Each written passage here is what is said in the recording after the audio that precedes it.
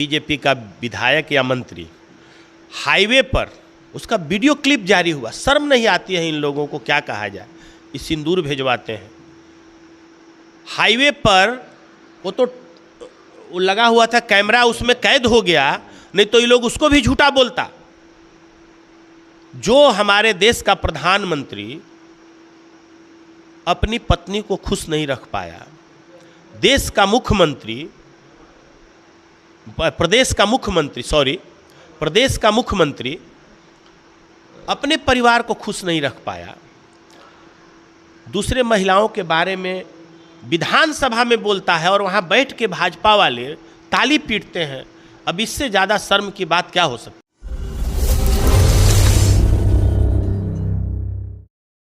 यार, मैं दिनेश कुमार, आप देखना शुरू कर दिए हैं पब्लिक लाइव 9 न्यूज। इस वक्त कैमूर ज़िले में हम लोग मौजूद हैं और हमारे साथ जुड़ चुके हैं कांग्रेस के वरिष्ठ नेता।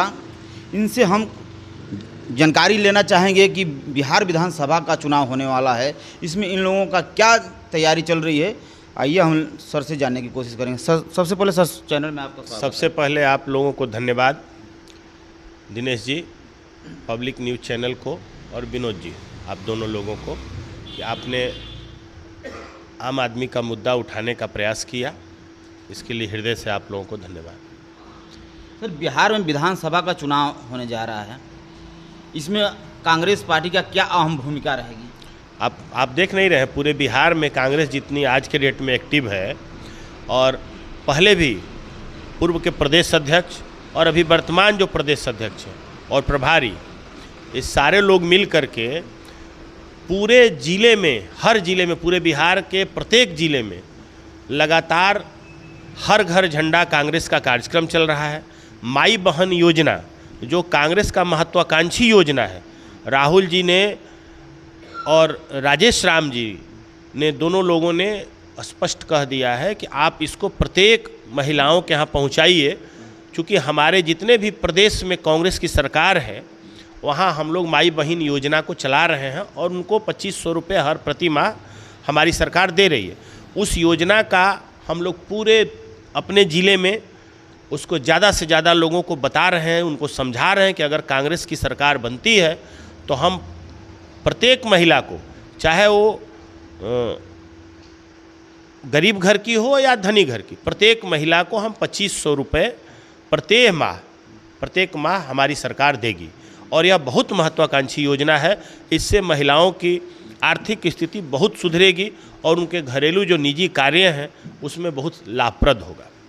सर, महंगाई चरम सीमा पर है, आपकी भी सरकार थी, तो उससे और आज से क्या अंतर है? आप, महंगाई का ये आलम है कि जो गरीब आदमी, हम सभी लोग जो 80 रुपये 75 रुपये में 1 केजी सरसों का तेल खरीदते थे, वो आज हम खरीद रहे हैं 200 रुपये केजी। सारी चीज़ों का, गैस सिलेंडर देख लीजिए। स्मृति ईरानी जी भाजपा की मिनिस्टर थीं, अभी तो हार गई चुनाव, वो अगर 50 रुपये रेट बढ़ता था तो अपने सर पे गैस चूल्हा सिलेंडर लेकर के घूमती थी। आज उनका आते पता नहीं है।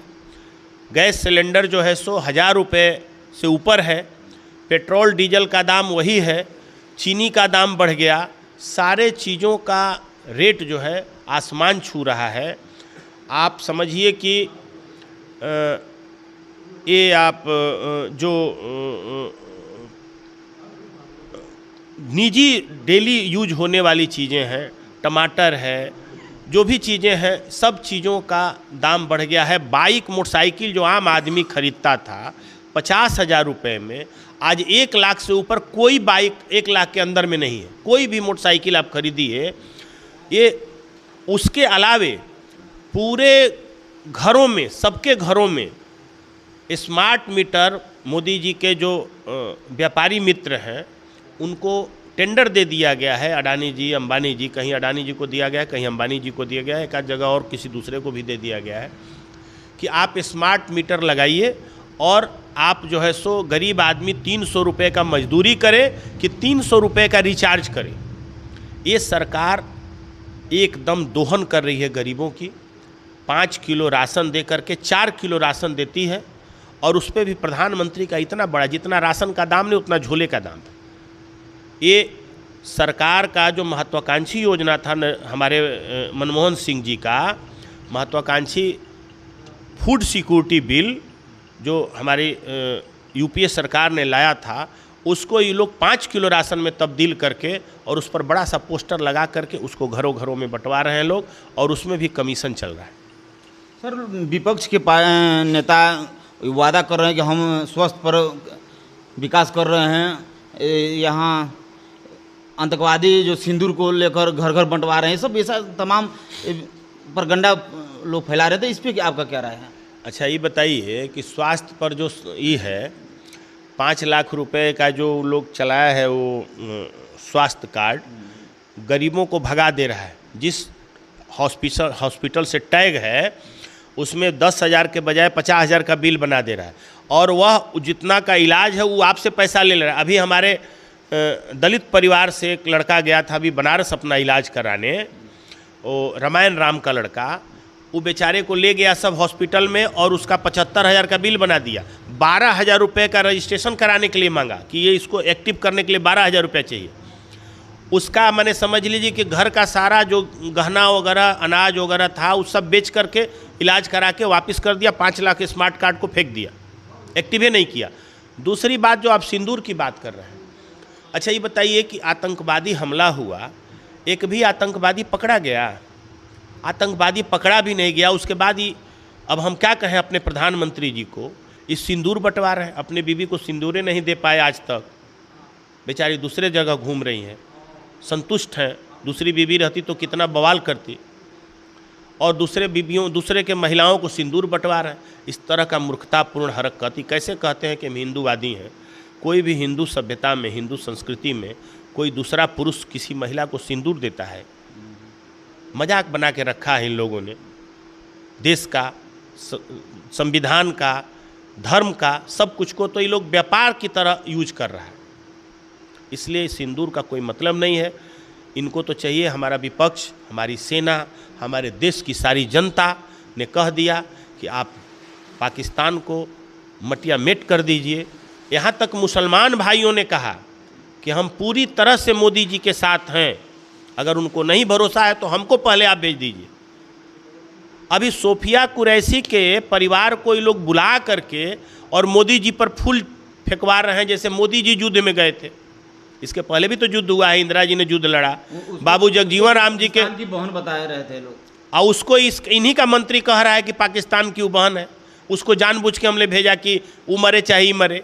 इस तरह का जब सोच, घटिया सोच जब हमारे देश में उत्पन्न होगा तो भाजपा को आप क्या कहेंगे?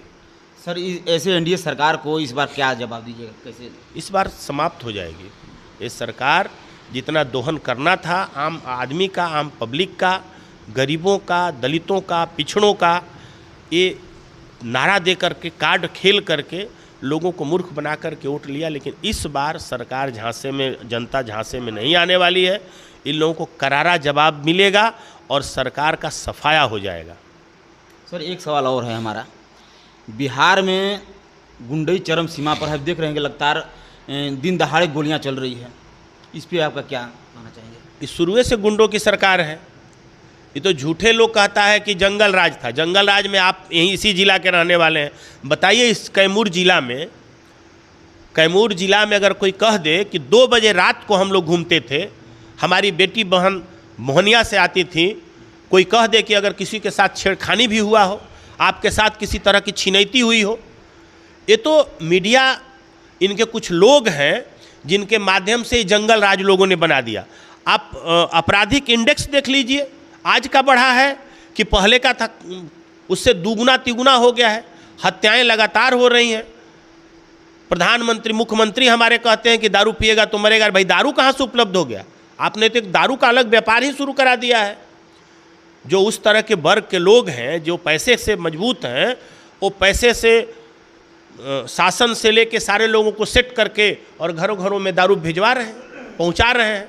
अंचल में देख लीजिए, बिहार के किसी अंचल में जाइए, डीएम की बात नहीं सुनता अंचलाधिकारी। अगर पर्सनली कोई व्यक्ति जो मोटेशन के लिए जो है सो, उसके बाद आप परिमार्जन के लिए अगर पर्सनली न मिले किसी कर्मचारी से, किसी अंचलाधिकारी से, तो उसका काम ही नहीं होगा। डीएम के यहाँ लगातार आप कंप्लेन करिए, कोई मतलब नहीं है। इस कान से सुनता है सीओ, उस कान से निकाल देता है, क्योंकि वो पैसा दे के आया है, पोस्टिंग ही पैसा दे के हो रहा है।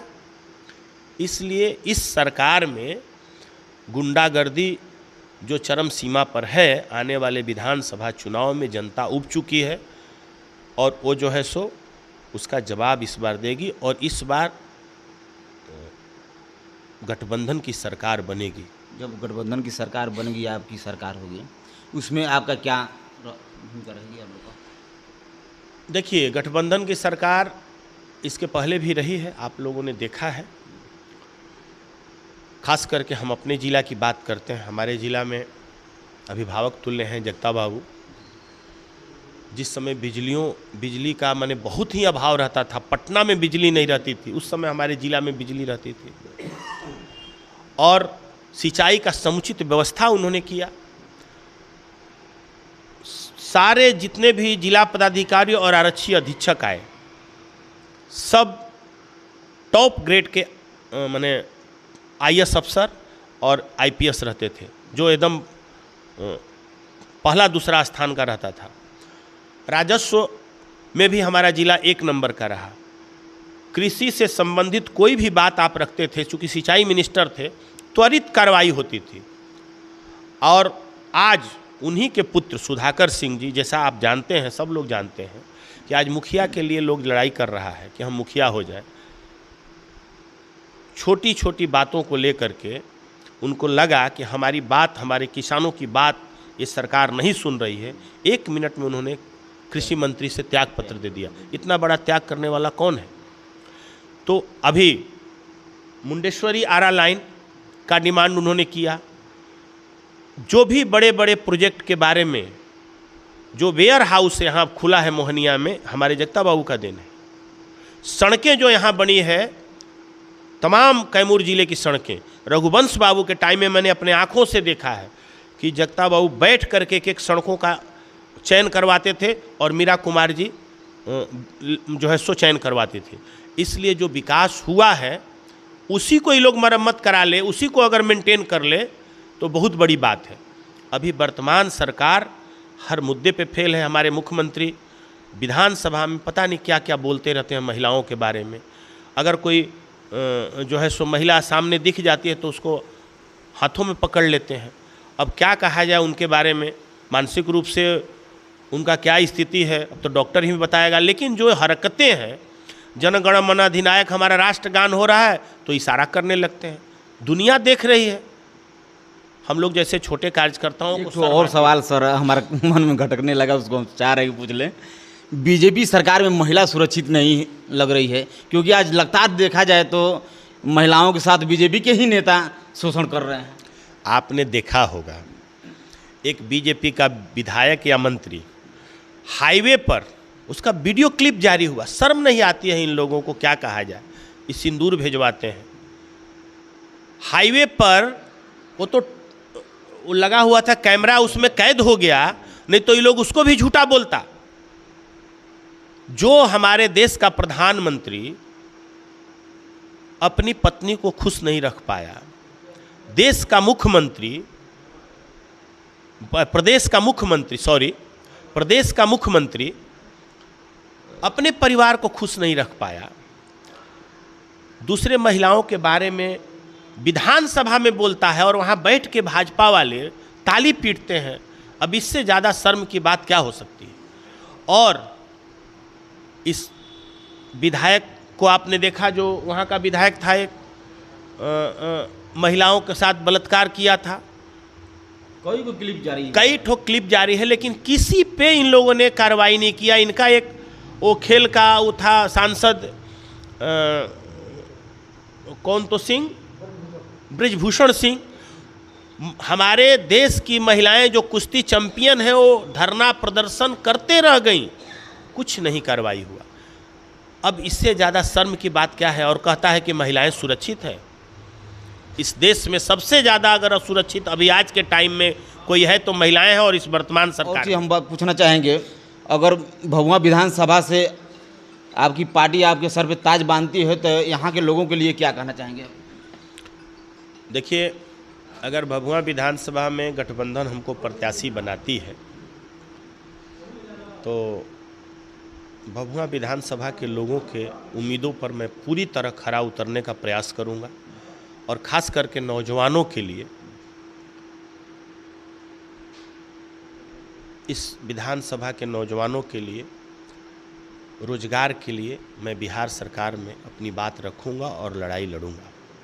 यहाँ के नौजवान बेरोजगारी का बहुत दंश झेल रहे हैं और उसका सारा का सारा श्रेय भारतीय जनता पार्टी को है। वो जो है सो उन लोगों को बहला के बरगला के धर्म के नाम पर इधर उधर करके लोगों को उस आग में झोंक रही है और वो विभिन्न तरह के नारा दे करके अपने को बर्बाद कर रहे हैं और अपने परिवार को भी बर्बाद कर रहे हैं। कांग्रेस नेता अनिल तिवारी, कैमूर। Thank you.